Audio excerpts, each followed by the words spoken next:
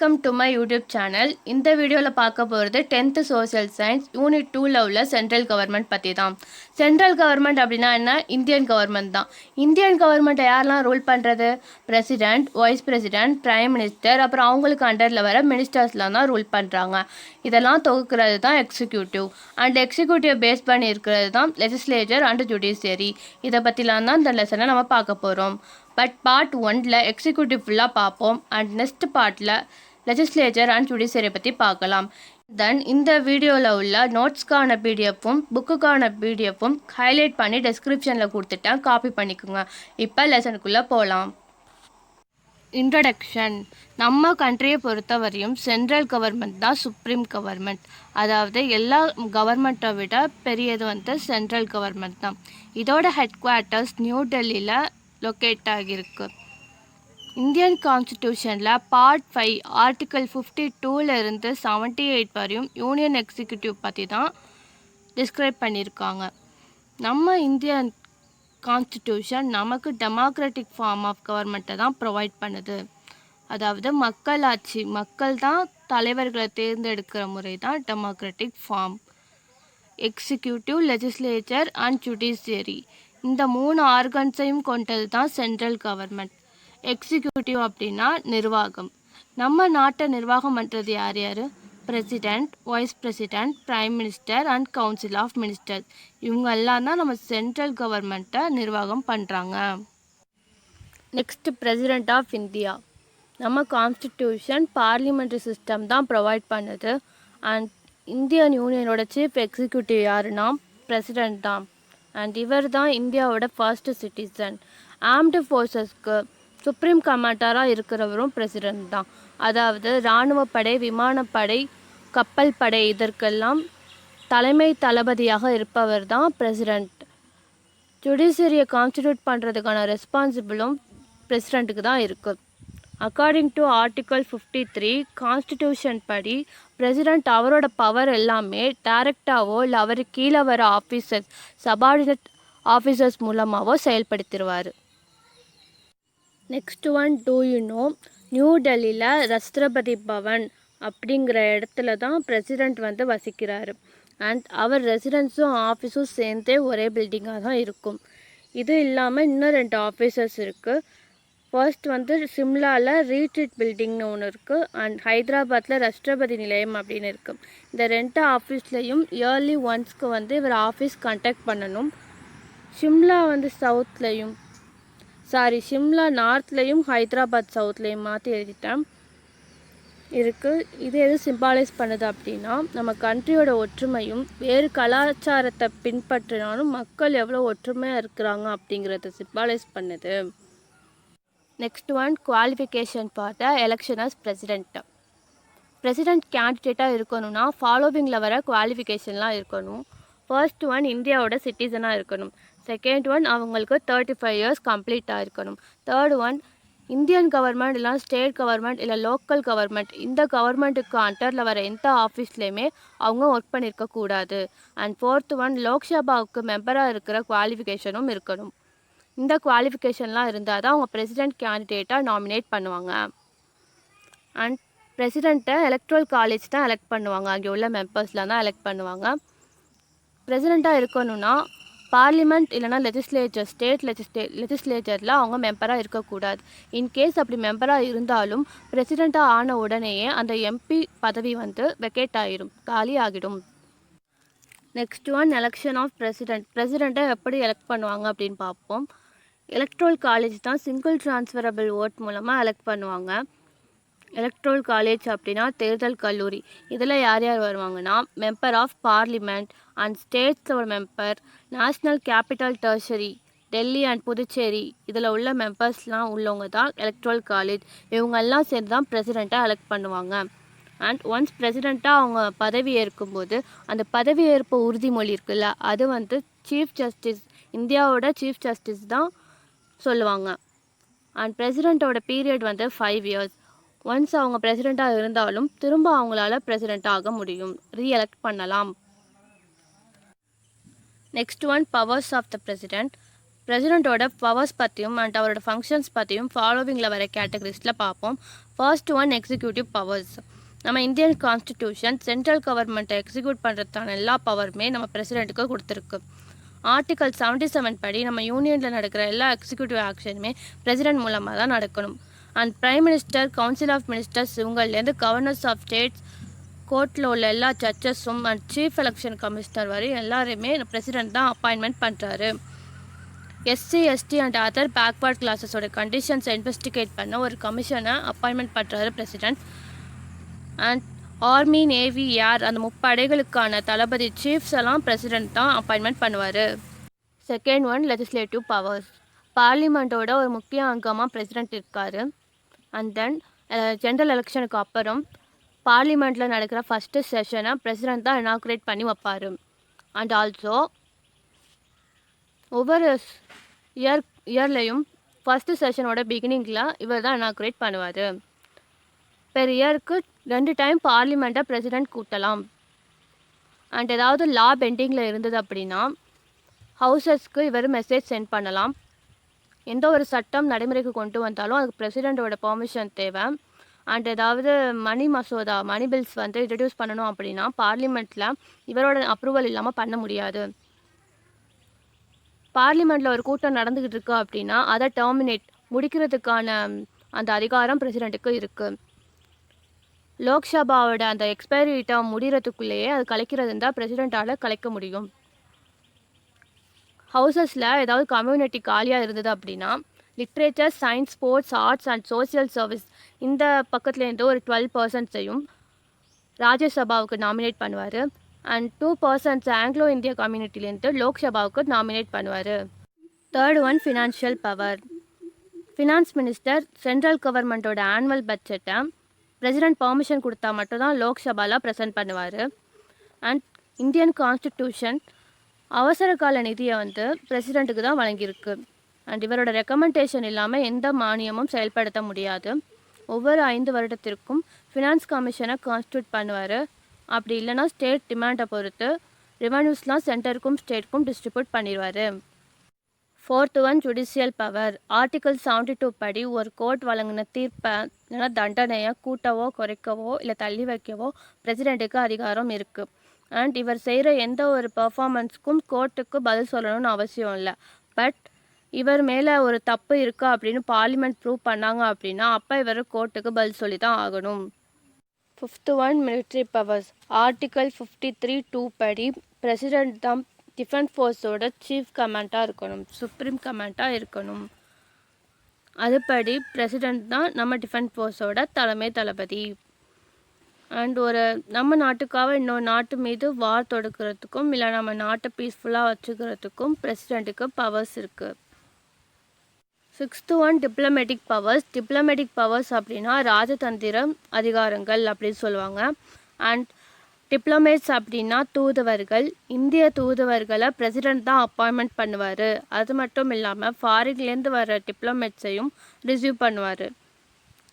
And foreign ஸ்டேட்ஸோடு நடக்கிற எல்லா ஒப்பந்தங்களுமே பிரசிடெண்ட்ஸ் நேமில் தான் நடக்கும். 7th one emergency powers. இது ஃபஸ்ட் லெசன்லேயே ப்ரீஃபாக பார்த்துட்டோம்.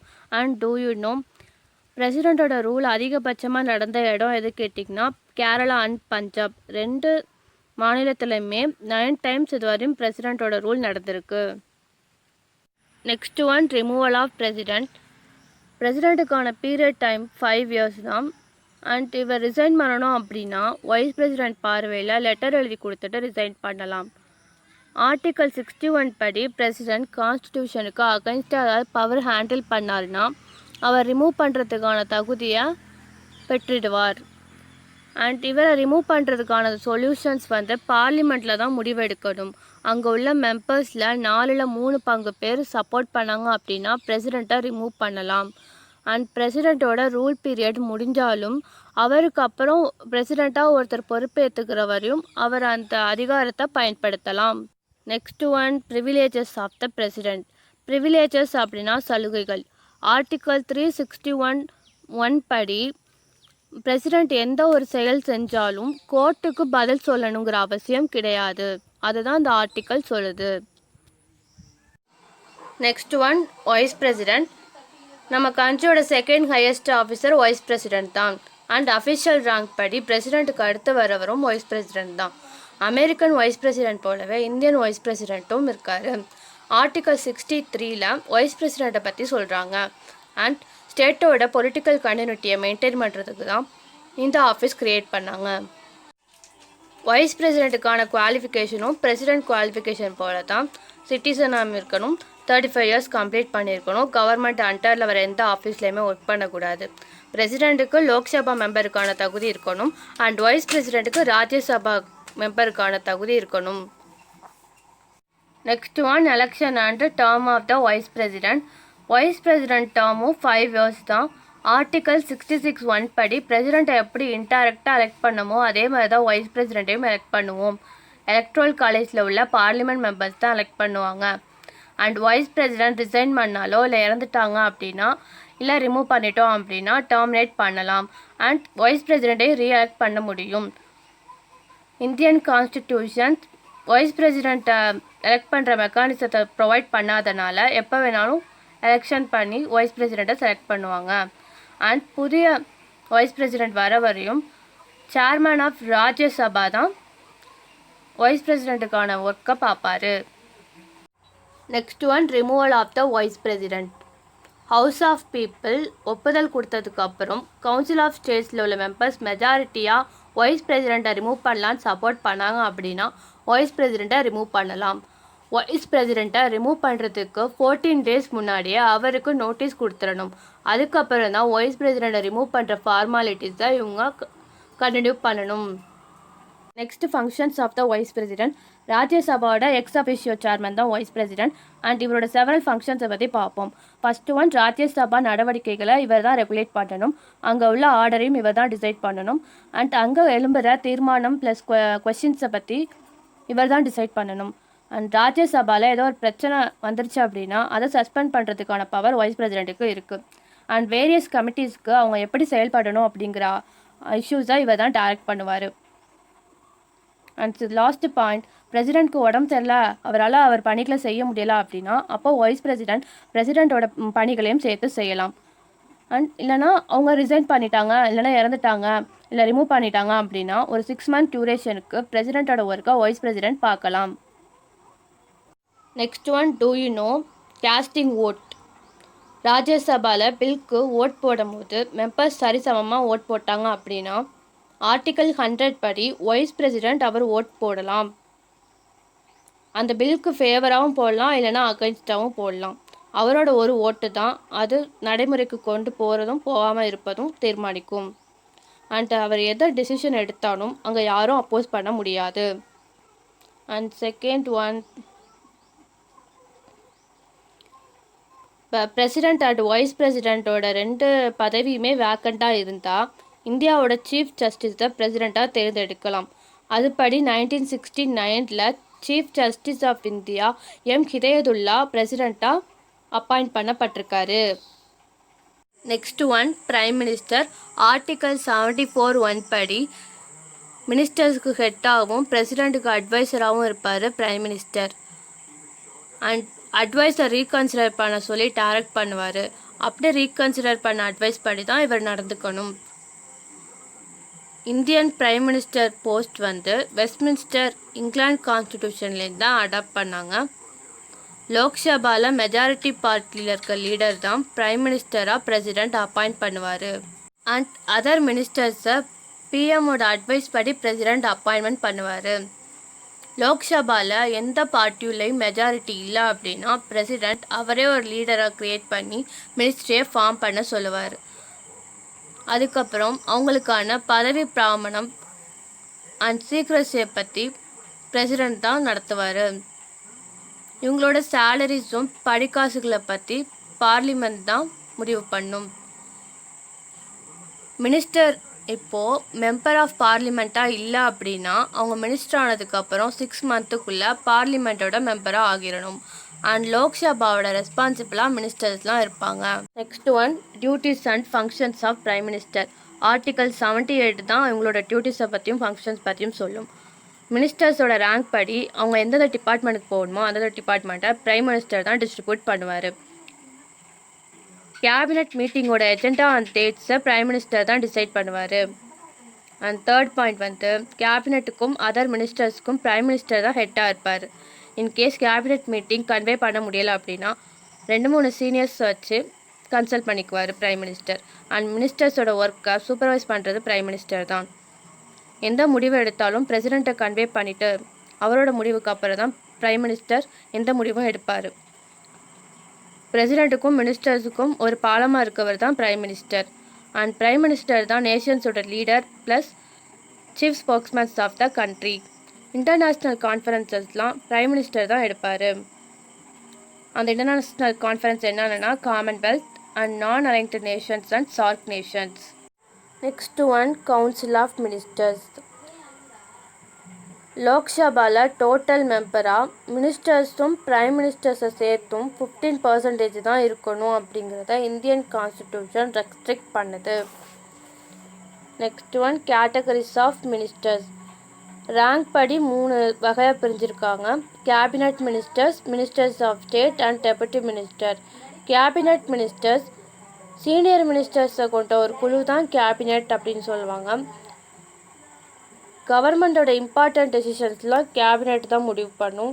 ஒரு கான்ஸ்டிடியூஷனை அமெண்ட் பண்ணால் கூட கேபினட் மினிஸ்டர்ஸ் தான் அது கருவியாக விளக்குவாங்க. ஃபினான்ஸ் பில்ஸ் பற்றி கேபினட் தான் அதை ஆர்ஜென்ட் பண்ணி பிரசிடெண்ட்டோட ரெக்கமெண்டேஷனோட லோக்சபாவில் இன்ட்ரடியூஸ் பண்ணுவாங்க. இன்டர்நேஷ்னல் ட்ரீட்டிஸும் இவங்க தான் அப்ரூவ் பண்ணணும். அண்ட் வேரியஸ் கண்ட்ரீஸ்க்கு போகிற அம்பாசடர்ஸ் தூதுவர்களை இவங்க தான் அப்பாயின்மெண்ட் பண்ணுவாங்க. Second one ministers of state. இவங்க தான் ரேங்க் படி செகண்ட் கேட்டகரி. மினிஸ்டர்ஸோட சார்ஜஸும் இவங்க தான் எடுத்துக்குவாங்க. மினிஸ்ட்ரிஸோட சார்ஜஸும் இவங்க தான் எடுத்துக்குவாங்க. பட் கேபினட்டோட மீட்டிங்ஸில் இவங்க பார்ட்டிசிபேட் பண்ண முடியாது. And third one deputy ministers. இருக்கிறதுலே லோயஸ்ட் ரேங்க் மினிஸ்டர்ஸ் இவங்க தான்.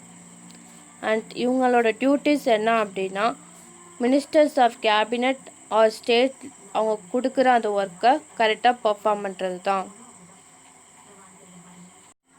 அண்ட் இதோட போதும். இப்போ அந்த லெசனை சும்மா ரீகால் பண்ணுவோம். இன்றைக்கி என்னென்ன பார்த்துருக்கோம் அப்படின்னா சென்ட்ரல் கவர்மெண்ட் அப்படின்னா என்னங்கிற இன்ட்ரோடக்ஷன் பார்த்துருக்கோம். இந்த டேபிள் கடைசியாக பார்க்கலாம். பிரசிடெண்ட் அவரோட குவாலிஃபிகேஷன்ஸ், அவரோட பவர்ஸ், அவர் எப்படி எலெக்ட் பண்ணுறது, எப்படி ரிமூவ் பண்ணுறது, அப்புறம் அவரோட ப்ரிவிலேஜஸை பார்த்தோம். அண்ட் செகண்ட் வைஸ் பிரசிடெண்ட் பற்றியும் அவரோட குவாலிஃபிகேஷன், எலெக்ஷன், டேர்ம்ஸ் அண்ட் ரிமூவலை பற்றி பார்த்தோம். அப்புறம் பிரைம் மினிஸ்டர்ஸ் பற்றியும் அவங்க கவுன்சில் ஆஃப் மினிஸ்டர்ஸ் பற்றியும் பார்த்தோம். இவரோட டியூட்டிஸ், ஃபங்க்ஷன்ஸ் எல்லாம் பார்த்தோம்.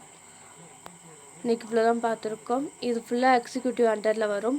நெக்ஸ்ட்டு பார்லிமெண்ட் ஆர் லெஜிஸ்லேச்சர் பற்றியும் ஜுடிஷியரி பற்றியும் நெக்ஸ்ட் பார்ட்டில் பார்க்கலாம். என் சேனலை சப்ஸ்கிரைப் பண்ணுங்கள், கூடவே பெல் பட்டனை ப்ரெஸ் பண்ணுங்கள். இந்த வீடியோ உங்களுக்கு பிடிச்சிருந்தா லைக் பண்ணுங்கள், கமெண்ட் பண்ணுங்கள், மறக்காமல் ஷேர் பண்ணுங்கள்.